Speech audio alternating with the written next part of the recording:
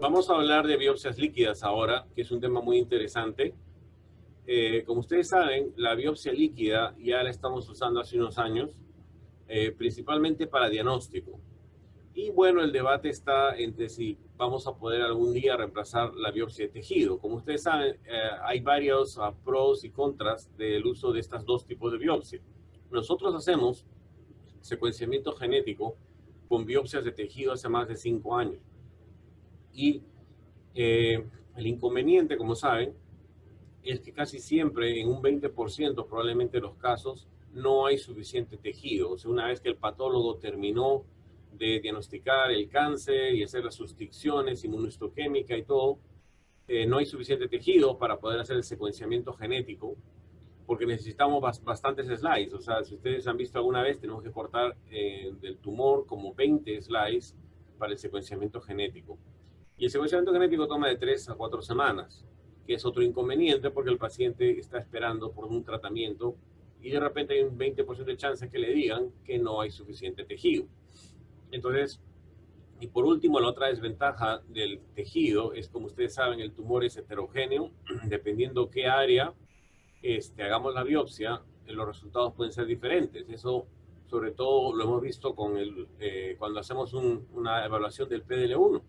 El PDL1 a veces está fuertemente en una área del tumor y en otra área no está. O en una metástasis sí está y en la otra no. Entonces, todas esas son desventajas de la biopsia de tejido.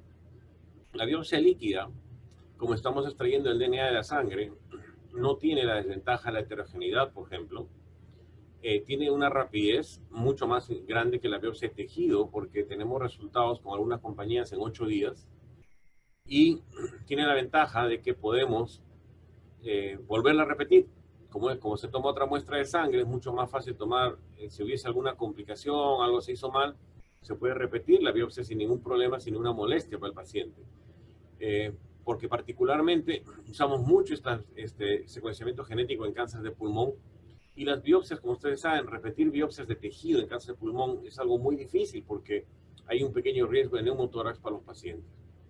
Entonces, estas son las ventajas y desventajas del uso de biopsia líquida o tejido.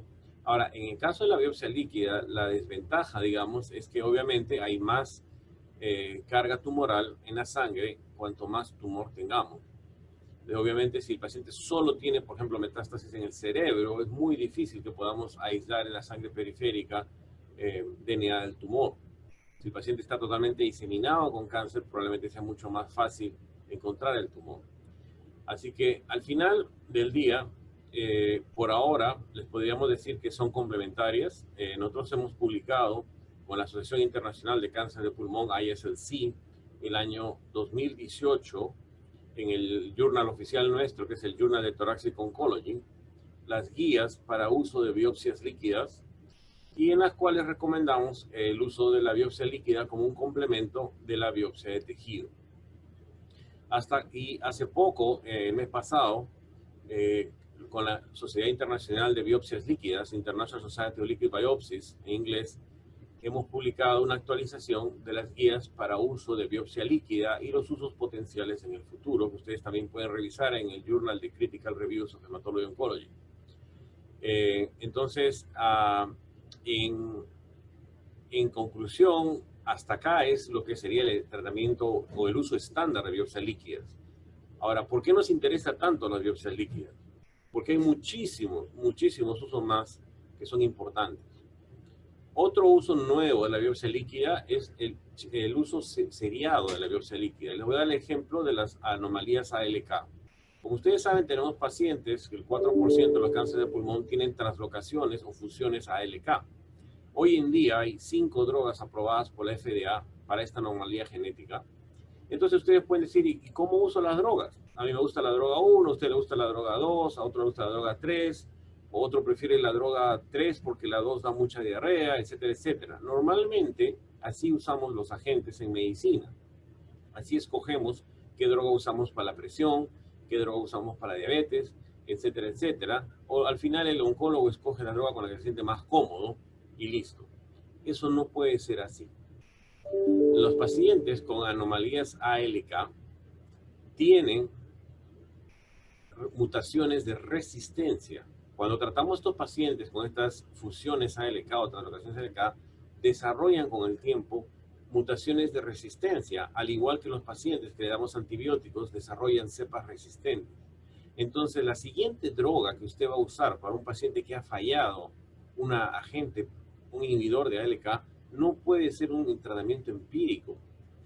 El paciente tiene que tener una biopsia líquida o una biopsia de tejido que evalúe si esa resistencia a la droga es algo extrínseco, o sea, el paciente desarrolló una anomalía en otro gen, en un gen MET, en otro tipo de gen, o es algo intrínseco, que el paciente desarrolló en esta fusión una mutación que le provoca resistencia. Y ustedes saben, pueden revisar la literatura, pueden hacer check en Google, que está todo, que hay documentadas más de 15 o 20 mutaciones resistentes para estos agentes de ALK. Entonces no podemos dar al paciente empíricamente un inhibidor de ALK sin saber si tiene una mutación resistente o no.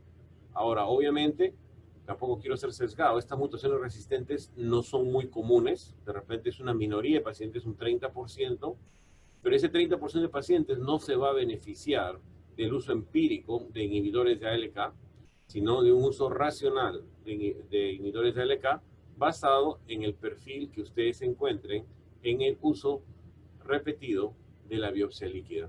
Esto no es tratamiento estándar, no lo quiero sesgar porque no todo el mundo está de acuerdo, pero hay muchas publicaciones que hemos hecho, muchos de nosotros acerca de esto, y estamos abogando para que se use de una forma racional la biopsia líquida en el caso de inhibidores de ALK, y es la misma historia en el caso de inhibidores de NTRK, porque como ustedes saben, esta anomalía genética NTRK, para la que ya hay dos productos, dos drogas, larotrectinib y entrectinib, estos pacientes con esta fusión NRTK o a translocación NRTK también desarrollan mutaciones resistentes. Hay más de 10 ya que están documentadas en la literatura. Entonces, el inhibidor de NRTK que vamos a usar tiene que ser un inhibidor basado en el perfil de resistencia y sensibilidad de estos tumores. Así que estos son un par de ejemplos por cual la biopsia líquida seriada puede ser que sea parte del tratamiento estándar en el futuro.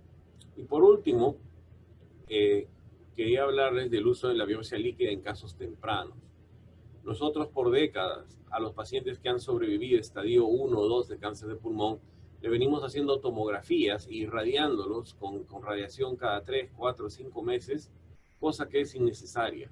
Porque si realmente estos pacientes tienen una recurrencia de su tumor, va a haber DNA tumoral en la sangre. Entonces nuestra misión es encontrar ese DNA tumoral y poder seguir ese DNA tumoral y descubrir esa recurrencia sin necesidad de estar haciendo una radiación empírica y dándole radiación a los pacientes. Entonces ese es el futuro. Hay muchas tecnologías ahora para buscar DNA tumoral en pacientes con estadio 1, 2 o 3 de cáncer de pulmón que están en remisión, y vamos a tratar de encontrar una tecnología que sea buena para poder aislar estos casos de pacientes que han hecho recurrencia y no tener que usar tomografías por el resto de la vida de estos pacientes.